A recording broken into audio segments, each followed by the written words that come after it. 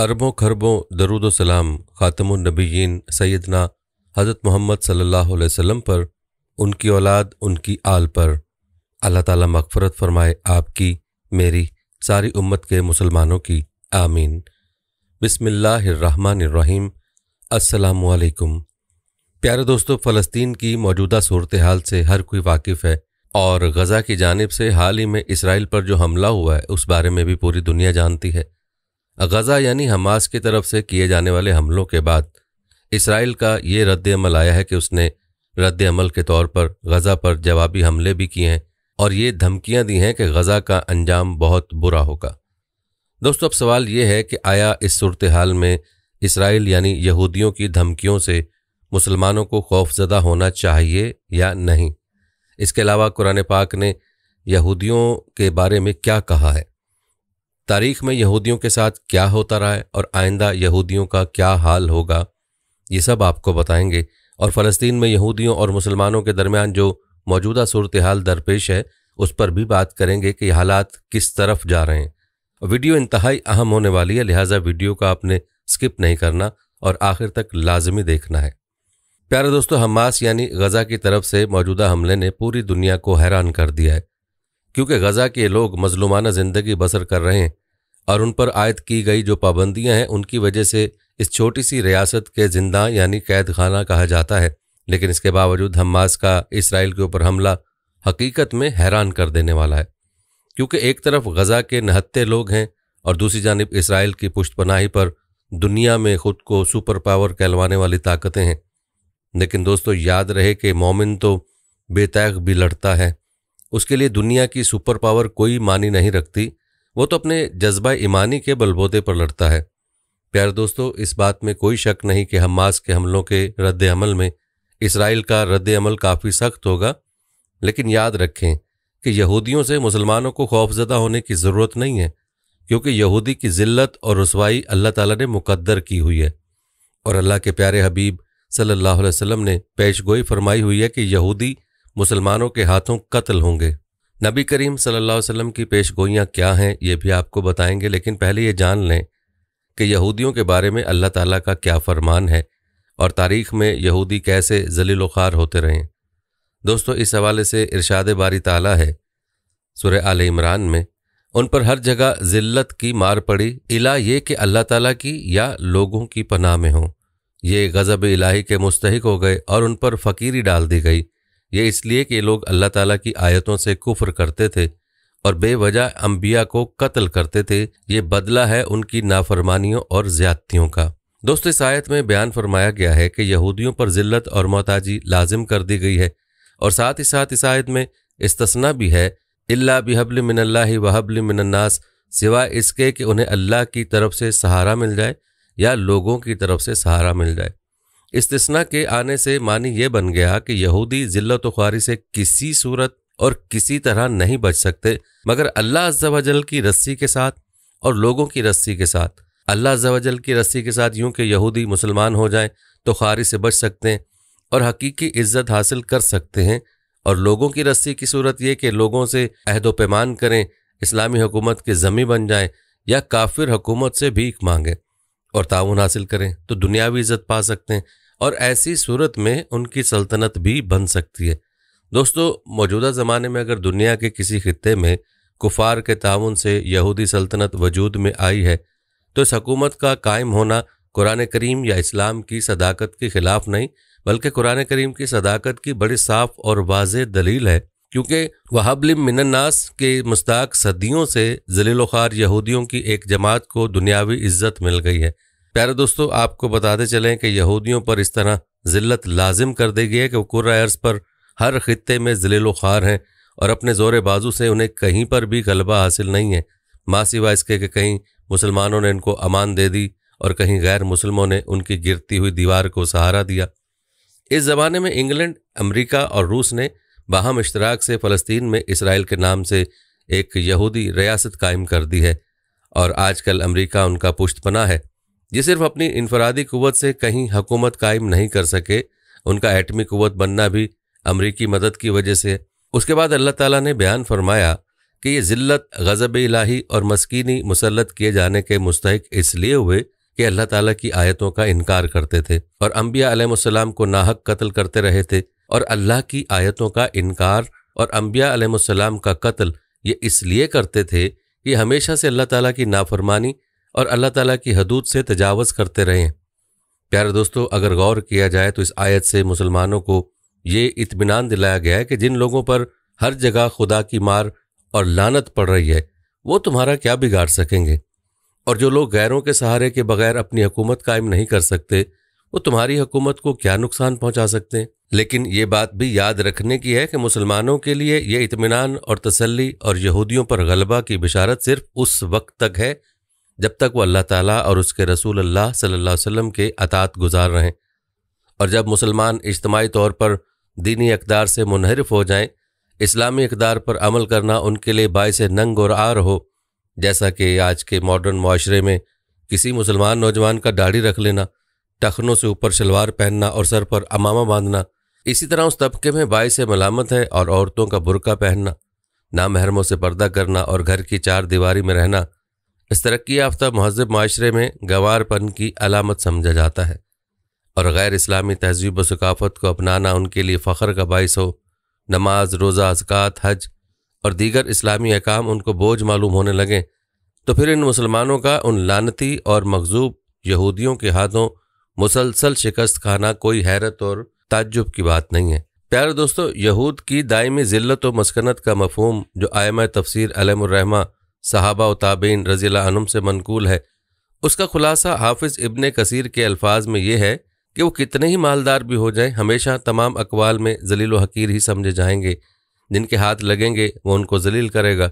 इसी तरह इमाम तफसीर ज़हाक इब्ने मज़हम रहमतुल्लाह अलैह ने हज़रत अब्दुल्ला इब्ने अब्बास रज़ियल्लाहु अन्हुमा से उनकी ज़िल्लत व मस्कनत का मफ़हूम ये नकल किया है कि यहूद हमेशा दूसरों की ग़ुलामी में रहेंगे, उनको टैक्स वगैरह अदा करते रहेंगे, खुद उनको कोई कुव्वत और इक़्तिदार हासिल ना होगा। तफसीर कशाफ में इस आयत का ये मानी बयान किया है कि यहूद पर ज़िल्लत व ख्वारी लगी रहेगी, मगर दो सूरतों में वह ज़िल्लत से बच सकते हैं। एक, बेहब्ल मिनल्लाह, अल्लाह का अहद, मसलन नाबालिग या औरत होने की बिना पर बहुक्म खुदाबंदी वो कत्ल वगैरह से मामून है। दूसरे, बेहब्ल मिनन्नास, लोगों से मुआहदा सुलह की बिना पर उनकी ज़िल्लत व ख्वारी का ज़हूर ना होगा।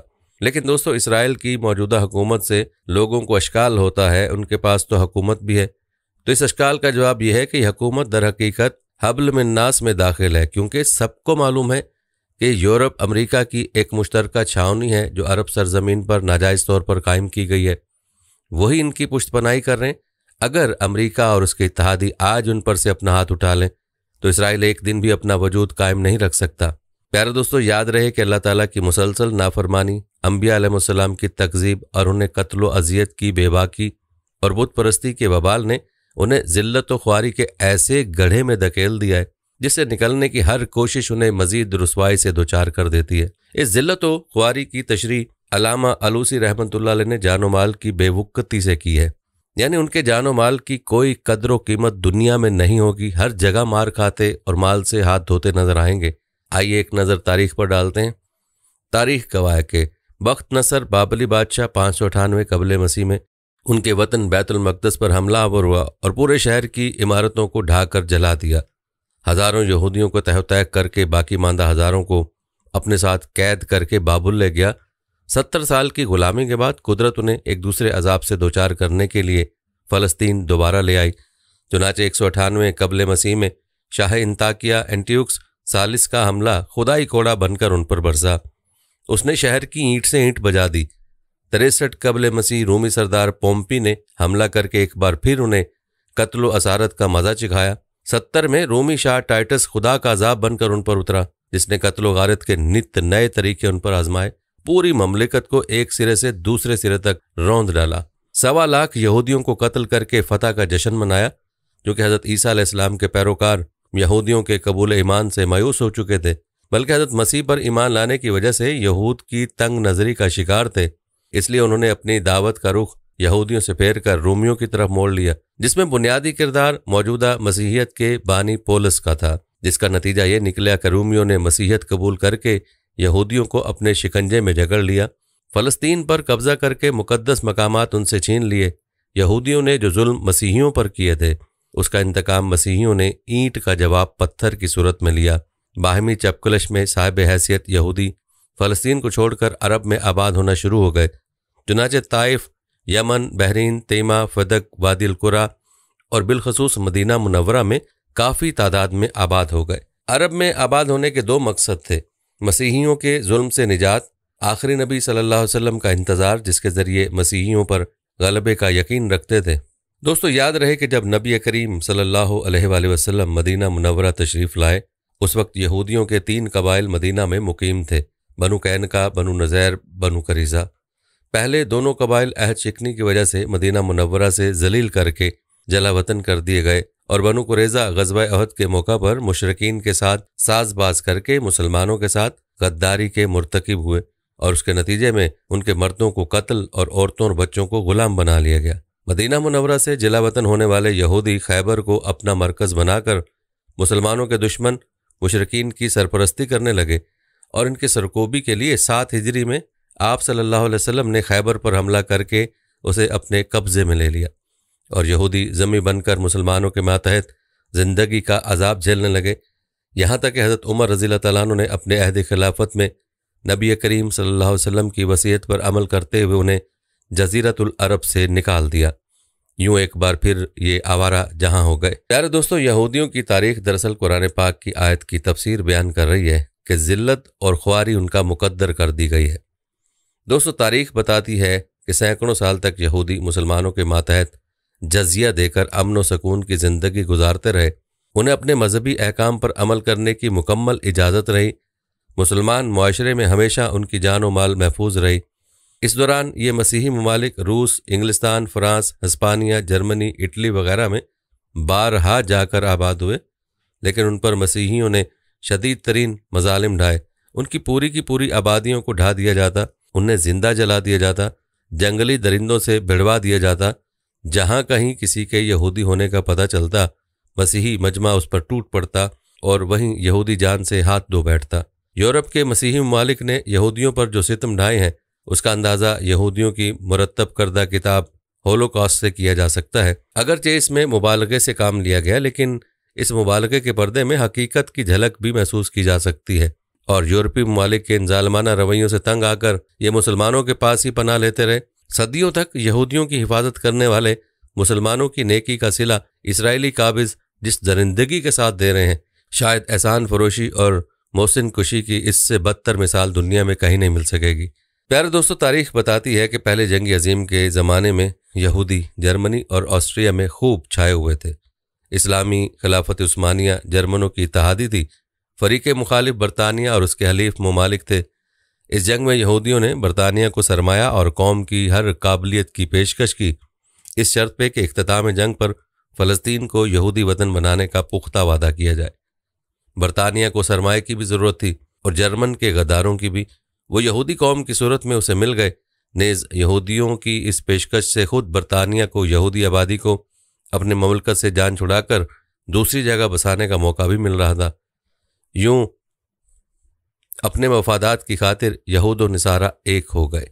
दूसरी तरफ फ़लस्तीन की बागडोर खिलाफत उस्मानिया के पास थी और खिलाफत उस्मानिया उस जंग में जर्मनी का इत्तेहादी बनकर बरतानिया के मुकाबले पर था। जर्मनी की शिकस्त का असर खिलाफत उस्मानिया के मुनकसिम होने की सूरत में ज़ाहिर हुआ और फ़लस्तीन का इख्तियार बरतानिया के हाथों आ गया। चुनांचे 1917 में वो रुसवाए आलम दस्तावेज़ शाया हुई जिसमें यहूदियों को फ़लस्तीन में बसाने और उनके जानो माल की हिफाजत का यकीन दिलाया गया था। दूसरी जंग अजीम के ज़माने में यहूदी धड़ाधड़ असला हासिल करने और लाखों यहूदियों को फ़लस्तीन में ला बसाने में कामयाब हो गए। बिलाखिर 1947 में अक़वाम मुत्तहिदा ने तक़सीम फ़लस्तीन का ज़ालिमाना फ़ैसला करके तीसरी जंग अजीम की बुनियाद रख दी। तब से अमेरिका और यूरोपीय ममालिक की छतरी तले यहूदी अपनी ममलिकत को पुरसकून बनाने के लिए सड़ तोड़ कोशिशों में लगे हुए, लेकिन खुदा ने उनके हक़ में ज़िल्लत ही लिखी है। ममलिकत, फ़ोर्स, यूरोपीय ताउन उन्हें मुसलमानों के खौफ से मुतमईन नहीं रख सकता। मुसलमान कभी भी इस गासबाना ममलिकत को तस्लीम नहीं कर सकते। ना मुक़द्दस मकामात की हवालगी मुसलमानों के लिए काबिल कबूल है। प्यारे दोस्तों, दुनिया के मंजरनामे में इसराइली ममलिकत के क़याम के बाद दुनिया में जो कुछ हो रहा है शायद यहूदियों पर खुदा के आखिरी कोड़े का पेश खैमा है, क्योंकि अहादीस रसूल सल्लल्लाहु अलैहि वसल्लम में नज़ुल ईसा अलैहिस्सलाम के बाद यहूदियों की इज्तमाई कत्लगाह की पेशन गोई भी इसी मकाम पर की गई है। दोस्तों याद रहे, यहूद के मुतालिक दूसरी पेशन गोई मस्कनत और मोहताजगी की है, यानी कभी ये मुआशी खुद मुख्तारी हासिल नहीं कर सकते। यहूदी दुनिया में जहाँ कहीं रहे वहाँ की मकामी आबादी के तनासुब से मुआशी तौर पर फ़िक्र व मस्कनत का शिकार रहे। ये पेशन गोई मनहसल कौम की गई है। यहूदी कौम की हैसियत से मस्कनत के अजाब से नहीं निकल सकते। अगर कौम के कुछ अफराद गैर मामूली तौर पर मालदार हो जाएं तो पेशन गोई के ख़िलाफ़ नहीं है। उनमें जो अफराद मुआशी तौर पर गैर मामूली तौर पर मुस्तहकम होते हैं वो भी टैक्स और लूट मार के खौफ से अपना रहन सहन मोहताजों का सा रखते हैं। खौफ की वजह से अपने खून पसीने की कमाई से फ़ायदा ना उठा सकना और अपनी मालदारी पर फ़िक्र की चादर फैलाए रखना भी एक तरह की मस्कनत है। प्यारे दोस्तों, पहली पेशन गोई के मुतालिक तो बताया गया कि वो अहद इलाही और अहद इंसानी पर पूरा उतरने की वजह से कम हो सकती है, मगर मस्कनत का जिक्र किसी शर्त के बगैर और ज़िल्लत से जुदा तौर पर बयान किया है। इसका मतलब है कि मस्कनत यहूदियों के हक़ में वस्फ़े लाजिम है। मतलब ये कि अहद इलाही या अहद इंसानी के तहत ज़िंदगी गुजारें या उसके बगैर इस अजाब से उन्हें छुटकारा नहीं मिल सकता। आले इमरान की तफसीर में। प्यारे दोस्तों, बयान की हुई तफसीलात से तो यही मालूम होता है कि यहूद कभी कौमी और मुआशी खुद मुख्तारी हासिल नहीं कर सकेंगे, मगर बाज़ लोगों का कहना है कि अब हम इसराइल को देखते हैं तो मालूम होता है वो कौम खुद मुख्तार हो चुकी है। तो इसका जवाब समझने से पहले ये बात जान लें कि कुरान करीम ने ज़िल्लत व मस्कनत की खबर जिस कौम के मुतल्लिक़ दी है वो इसराइली कौम के साथ मखसूस है। अगर कोई शख्स इसराइली नस्ल से ताल्लुक़ नहीं रखता मगर इस मज़हब को इख्तियार करके ख़ुद को यहूदी कहलाता है, वो उसके मुतय्यन मुस्दाक से खारिज है। लिहाजा ऐसे लोगों की हालत व मईशत देख कर कुरानी आयत को उन पर नहीं रखना चाहिए। ऐसे लोगों की अच्छी खासी तादाद यहूदी कौम में है। याद रहे कि मौजूदा काबिज़ इसराइल की बका हब्ल मिनन्नास के सहारे है। अगर आलम कुफर उसकी सरपरस्ती से अपना हाथ खींच ले तो चंद लम्हों में इस काबिज़ इसराइल का वजूद दुनिया के नक्शे से महव हो जाएगा और उनका मुआशी सतून भी आलमी कुफर की इमदाद से मुस्तहकम नज़र आता है। वरना हकीकत में मनहसल कौम इसराइली तंगदस्ती से दो चार हैं, जिसकी तफसील आप मुलाहजा कर चुके हैं। प्यारे दोस्तों, पूरी तारीख यही बताती है कि वक्तन फ़वक्तन दुनिया के किसी गोशे में कोई ना कोई ताकत ऐसी उठती रही है जो यहूदियों को खूब मारती खुदेड़ती रही, और जहाँ कहीं भी वो बखैरियत रहे हैं अपने बलबोते पर नहीं बल्कि अल्लाह अज़्ज़ा वजल के दिए हुए मौके की बिना पर किसी दूसरे ही इंसानी गरोह की हिमायत में आ जाने की वजह से रहे हैं। मौजूदा यहूदी काबिज़ इसराइल भी सऊदीया, बरतानिया और अमेरिका की हिमायत ही में कायम हुई है और बाकी है। ये हिमायत जिस वक्त भी हटेगी इस काबिज़ इसराइल का हशर दुनिया देख लेगी। दोस्तों याद रखें, अल्लाह ताला इस कौम को फना नहीं करना चाहता बल्कि नमूना इबरत बनाकर बाकी रखना चाहता है। अगर इस पर मुसलसल अजाब का कोड़ा ही बरसता रहता तो यह कब की फना हो चुकी होती। अल्लाह ताला ने अपनी हिकमत से इसके बाकी रहने का ये इंतज़ाम कर दिया कि कहीं वो पीटी जाती है तो कहीं से पनाह भी मिल जाती है। इस तरह ये कौम 2500 बरस से ला यमूतु फीहा वला यहया की मुस्ताक इस दुनिया में जिए जा रही है। न मरती है न जिंदा रहती है।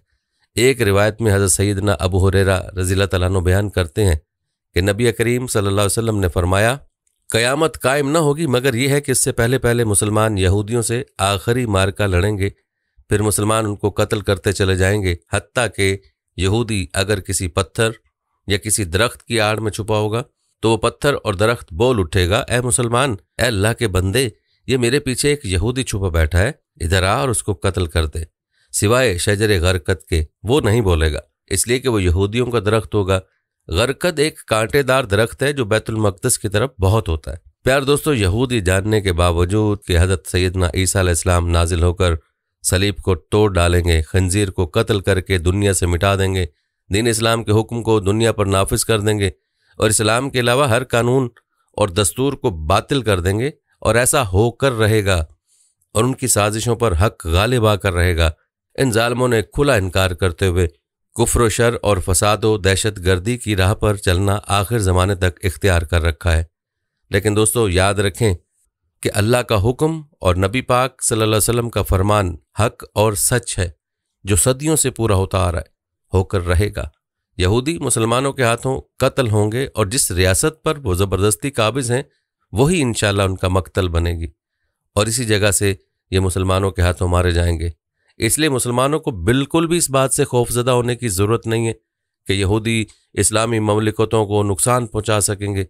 अगरचे लोग मुसलमानों पर मजालिम ढा रहे हैं, दरअसल इनके पीछे जिन ताकतों का हाथ है ये साजिशें उन्हीं की हैं और उन्हीं की पुष्टपनाही की वजह से यहूदी दलेर बने हुए हैं।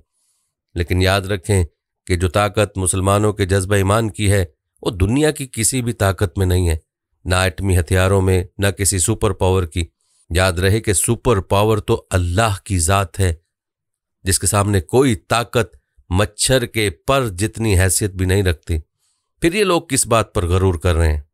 आज मुसलमानों को जिस चीज़ की ज़रूरत है वो इस जज्बा ईमानी की ज़रूरत है जो सहाबा का था, जो इस्लामी तारीख के हीरोज़ का था। और अल्हम्दुलिल्लाह मुसलमानों ये जज्बा बेदार होने में देर नहीं लगेगी, क्योंकि अल्लाह ताला का फरमान और नबी करीम सल्लल्लाहु अलैहि वसल्लम की पेशगोई सच साबित होकर रहेगी और अल्लाह ताला मुसलमानों को यहूदियों पर ऐसी ही फतह अता फरमाएगा जैसी फतह अल्लाह बदर के सहाबा को अता फरमाई थी, जो तादाद और ताकत में कम थे लेकिन जज्बा ईमानी ऐसा था कि मुशरकीन को शिकस्त का सामना हुआ। प्यारे दोस्तों, यहूद के साथ जंग में मुसलमानों के लश्कर कहाँ कहाँ से रवाना होंगे, इस बारे में नबी करीम सल्लल्लाहु अलैहि वसल्लम की क्या पेशगोई है, ये भी आपको आगे चलकर बताएंगे। दोस्तों, याद रहे कि हज़रत सैयदना ईसा बिन मरियम और इमाम महदी जनाब मोहम्मद बिन अब्दुल्लाह अलैहिस्सलाम की क़यादत में एक जाने मुसलमान मुजाहिदीन और दूसरी तरफ काने दज्जाल और यहूदी होंगे और मुसलमानों और यहूदियों के माबेन आखिरी मारका और जंगो कताल होगा। और इस मारके में दज्जाल, कौम यहूद और उनके तमाम हलीफों और मददगारों पर अल्लाह अज़्ज़ा वजल की ख़ास मदद के साथ सैयदना ईसा अलैहिस्सलाम और मुसलमान मुजाहिदीन के शानदार फतह होगी। ये वही आखिरी मारका और जंग अजीम है कि जिसमें यहूदी और उनके तमाम हलीफ व मददगार अपनी हर तरह की कुव्वत, ताकत, तसल्लुत और दुनियावी तरक्की झोंक देने के बावजूद पूरी कोशिश करेंगे कि उस जंग से दूर रहें। इसके लिए वो कई हरबे इख्तियार करेंगे, जैसा कि इस्लामी लश्कर या जमात के साथ जंगो कताल कायम करके उन्हें वहाँ पर उलझाए रखना, जैसे आजकल ये लोग ईसाइयों के साथ मिलकर दुनिया के मुख्तलिफ मकामात पर एक खेल जारी रखे हुए। प्रोपेगेंडा और नशर व इशाअत के ज़रिए दीन हनीफ की जड़ों को उखाड़ फेंकने वाले अमल को मुसलसल जारी रखना और आखिरी मार्के के असबाब को हमेशा ख़त्म करते रहने का अमल है। इसके साथ साथ वो इस राह को हमवार रखने के लिए मुसलमानों पर दुनिया जहान में हर जगह पर जुल्म व इस्तबदाद और ज़्यादतियाँ करने वाले जराइम का इर्तिकाब भी कर रहे हैं। इसी तरह अहले इस्लाम पर फरियादों की पामाली में इंसानी हकूक़ की आखिरी हद तक बेहुरमती कर रहे हैं। इराक़, गुआंता, मकबूजा कश्मीर, फ़लस्तीन और इसराइल और माजी में अफ़गानिस्तान की जेलों में जो इंसानियत सोच सलूक ये यहूद व निसारा कर रहे हैं, क्या ये सब कुछ उस हकीकत का मुँह बोलता सबूत नहीं है? प्यारे दोस्तों, यहूदी जो चाहें कर लें, लेकिन ये उस रसवाई और ज़िल्लत से बचकर कहीं नहीं जा सकते जो ज़लालत अल्लाह ताला ने उनके मुकद्दर कर दी है। ये रसवाई उनको मिलकर रहेगी और मुसलमानों के हाथों मिलकर रहेगी, क्योंकि हर दौर हर ज़माने में ज़िल्लत और रसवाई उनका मुकद्दर है। प्यारे दोस्तों, अहदीस की रोशनी में बताया जाता है कि अरबों पर हलाकत यहूदियों के हाथों आएगी। यहूदियों की हिमायती और उनके आलाकार ज़िल्लत और रसवाई की निहायत इबरतनाक मिसाल बनेंगे। दोस्तों, हज़रत ईसा के ज़माने से मलून हो चुकी यहूदियों की उस कौम को बाकी रखने का मकसद ये नज़र आता है कि तकरीबन 2000 साल के बाद ये लोग दोबारा आकर उस जगह आबाद हुए जिस सरजमीन से निकाल दिए गए थे, और यही उनका मक्तल बनेगी। याद कीजिए कि कौम नूह, कौम हूद, कौम लूत, कौम आद, कौम समूद, कौम शुएब की मिसालों के मुताबिक कौम या तो फ़ौरन सज़ाबार होकर अल्लाह के अजाब का शिकार हो जाती है या उसको कुछ वक्त मोहलत दी जाती है। अलबत्ता यहूदियों के मामले में यूं समझिए कि गोया एक वक्फा दे दिया गया। रूह अल्लाह हज़रत मसीह को रब्बुल इज़्ज़त ने जिंदा आसमान पर उठा लिया, जिनका अब दोबारा ज़हूर होगा। ऐसा क्यों होगा? इस हवाले से नबी पाक सल्लल्लाहु अलैहि वसल्लम के वाज़ेह इरशादात मौजूद हैं कि हज़रत ईसा अलैहिस्सलाम दज्जाल और उसके हवारियों का खात्मा फरमाएंगे और दज्जाल के हवारी यही यहूदी होंगे। प्यारे दोस्तों, सूरह फातिह की तशरीह करते हुए मुफस्सरीन का इत्तफाक है कि ज़ालिन से मुराद नसारा या ईसाई और मग़ज़ूब अलैहिम यहूदी हैं। कुरान फरमाता है कि आखिरी उम्मत यानी उम्मत मुहम्मदिया और उसके भी बेहतरीन हिस्से को सज़ा अल्लाह के गज़ब का शिकार मलून कौम के हाथों मिलेगी। इससे यह मुराद लिया जाता है कि यह हिस्सा अरब का है जिस पर अजाब यहूदियों के हाथों आएगा और इसीलिए उनको बचाया गया है। याद रहे कि अरब उम्मत का सबसे बेहतरीन हिस्सा थे। ये उम्मत मुसलमा का मरकज़ है। अल्लाह ताला ने ये कोड़ा उन मुसलमानों के लिए रखा हुआ है कि जिनके नहायत ऊंचा मकाम अता हुआ था। बारी ताला ने अरबों पर उनकी ज़ुबान में अपना आखिरी कलाम नाजिल फरमाया। जितना आला रुतबा और भारी जिम्मेदारी तफवीज़ की, उसके लिए अजाब भी बदतरीन आएगा। दोस्तों, अरब के बारे में हज़ूर सल्लल्लाहु अलैहि वसल्लम की हदीस मौजूद है कि वैलुल अरब, यानी अरब के लिए बहुत बड़ी हलाकत है। आज एक मलून और मगजूब कौम अरब के सीने में खंजर की तरह घोंप दी गई। 30 करोड़ अरब बेहमियती, बुज़दली, कमज़ोरी और ज़िल्लत की मिसाल बने हुए। तारीख गवाह है कि इराक की जौहरी तनसीबात को निशाना बनाया गया तो बम गिराने वाले जहाज़ों की रीफ्यूलिंग सऊदी अरब की फ़िज़ा में की गई थी। और ये बात भी याद रखने की कि अब जल्द या बदेर यहूदी यरूशलेम पर कब्ज़ा मुस्तहकम करने के बाद मस्जिद अक्सा को शहीद कर देंगे। यही उनका रोज़े अव्वल से मंसूबा है जिसके लिए वो रास्ते हमवार कर रहे हैं। दोस्तों, ये थी हमारी आज की वीडियो। जाने से पहले वीडियो को शेयर ज़रूर कीजिएगा। प्यारे दोस्तों, हम ये उम्मीद करते हैं कि आपको हमारी आज की वीडियो ज़रूर पसंद आई होगी।